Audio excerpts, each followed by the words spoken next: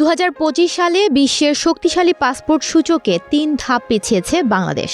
একটি দেশের পাসপোর্ট তার নাগরিকদের জন্য একটি গুরুত্বপূর্ণ পরিচয়পত্র। বিশ্বের বিভিন্ন দেশে ভ্রমণের সুযোগ, ব্যবসায়িক কাজকর্ম এবং শিক্ষার সুবিধা এসবের জন্য পাসপোর্টের শক্তি একটি গুরুত্বপূর্ণ বিষয়। কিন্তু দুঃখের সাথে বলতে হয়, বিশ্বের শক্তিশালী পাসপোর্ট সূচকে বাংলাদেশের অবস্থান ক্রমান্বয়ে নিম্নমুখী হচ্ছে। শক্তিশালী পাসপোর্টের দিক থেকে বাংলাদেশের অবস্থান এখন 100তম। গত বছরের সূচকে বাংলাদেশের অবস্থান ছিল 97তম। বাংলাদেশের সঙ্গে এবার একই অবস্থানে আছে লিবিয়া এবং ফিলিস্তিন।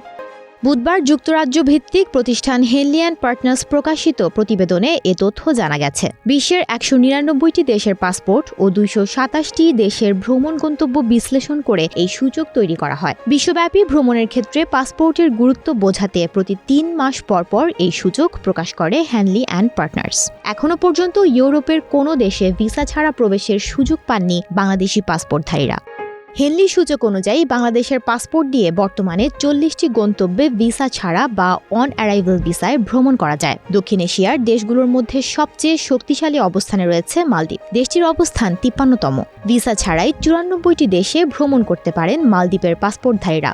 এরপর রয়েছে ভারত, যার অবস্থান 85তম। তারপরের অবস্থান রয়েছে ভুটানের, যার অবস্থান 90তম, এবং এরপর রয়েছে শ্রীলঙ্কা, যার অবস্থান 96তম।